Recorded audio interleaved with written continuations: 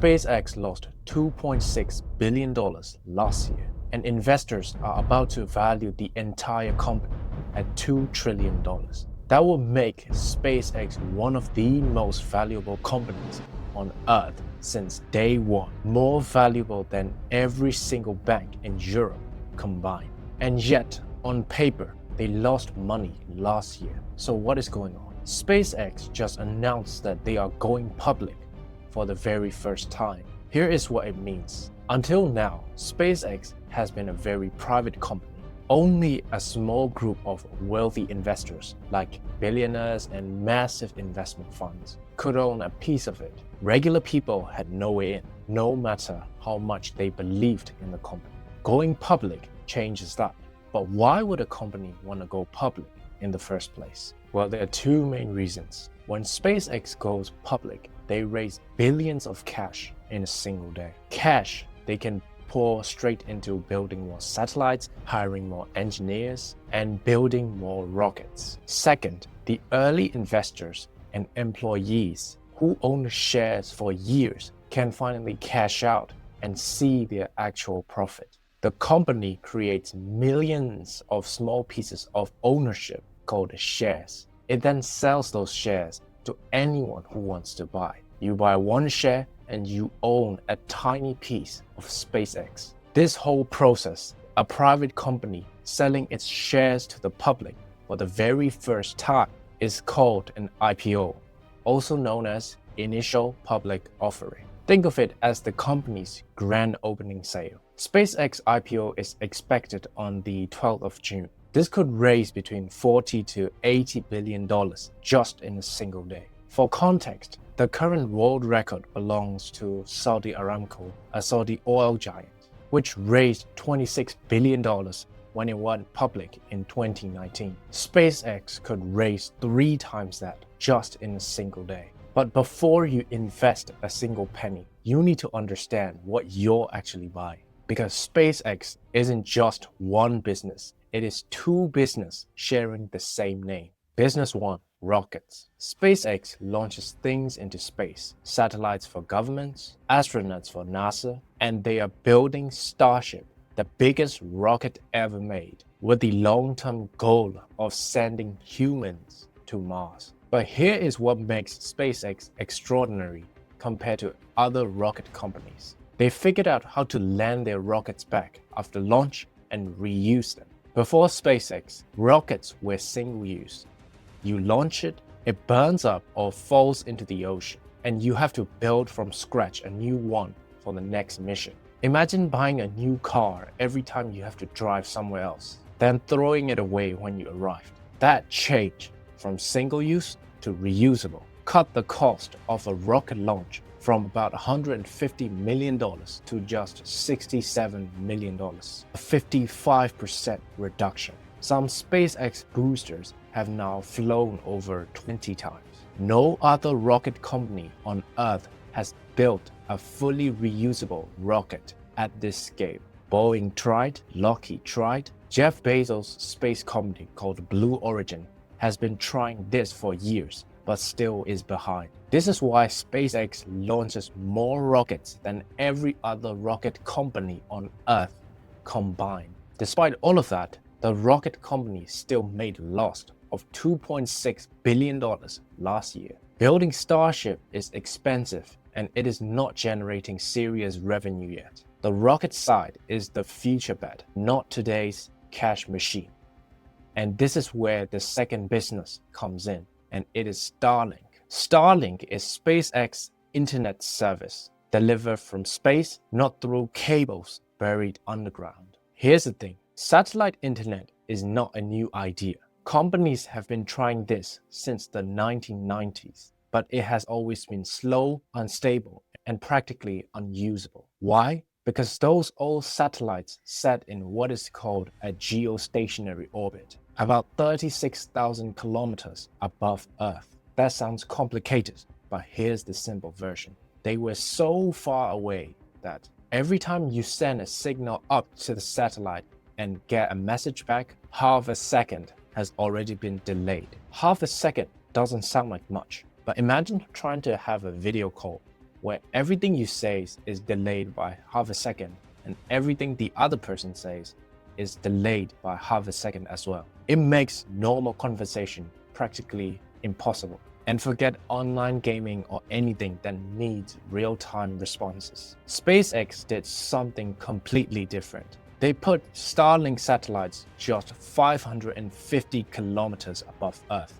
That is 65 times closer than the oldest satellites. At that distance, the signal delay falls to 20 to 40 milliseconds. Fast enough for video calls, fast enough for gaming, and fast enough for everything a normal internet can handle. But there's a catch. At 550 kilometers, each satellite can only cover a small patch of the Earth at any given moment. To cover the entire planet properly, you need thousands of these satellites constantly moving in formation across all of the globe. SpaceX has now launched 7,000 of these satellites. That is more satellites than every other rocket company has ever launched. And crucially, nobody can build a constellation like that, because putting 7,000 satellites in the orbit is only available if your rocket launches are cheap.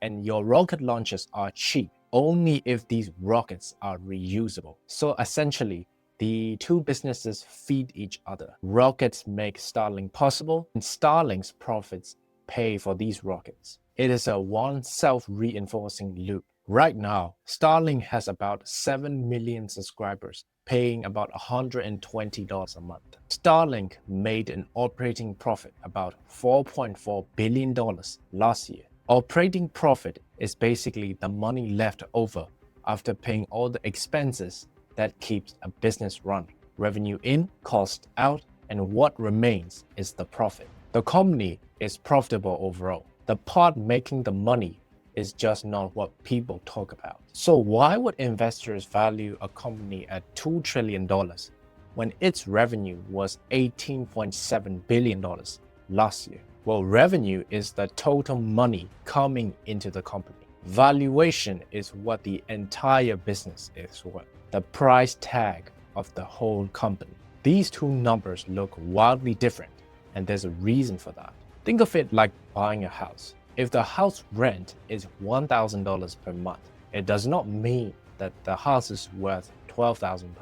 It might be worth $500,000 because people are paying for the location, the potential, and what the property might be worth in several years. Companies work the same way. Investors are not buying for what SpaceX earned last year. They are placing a bet on what it can earn in the future years. Here is the specific bet. Right now, SpaceX has 7 million subscribers, but there is roughly 3 billion people on the world that does not have reliable internet. Starlink does not need cables in the ground. It also doesn't need masts on hills. If you can see the sky, you can see Starlink. That makes it the only practical solution for people where no cable company will ever serve them, because it is not profitable for a regular cable provider to dig cables to a village of just 200 people. If Starlink grows to 50 million subscribers,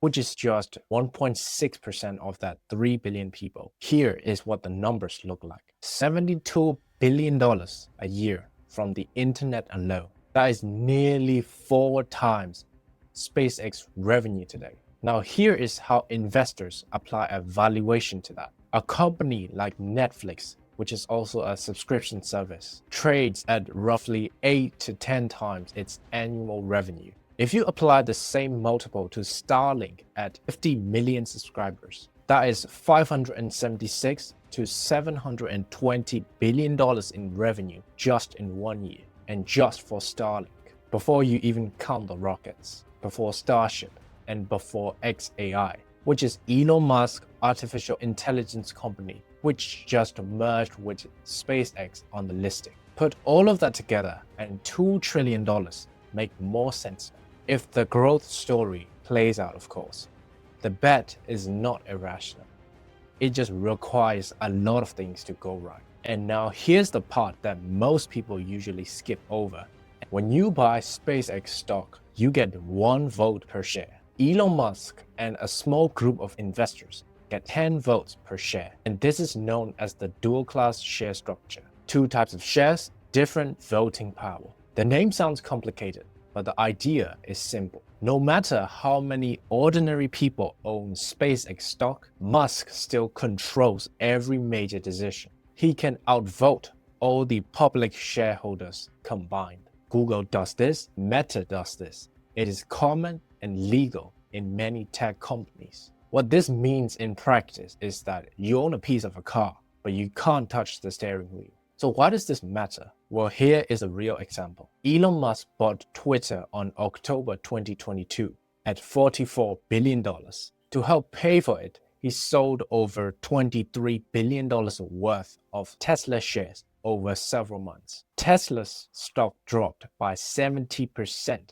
in the year that followed, partly because he was selling shares and partly because investors were worried that Musk was getting distracted running an entirely separate company. Tesla's shareholders had no say in it. They just watched their investments collapse because their CEO was too distracted in buying and rebuilding a social media platform. There was nothing they could do to stop it. Now Musk is running 5 different companies simultaneously.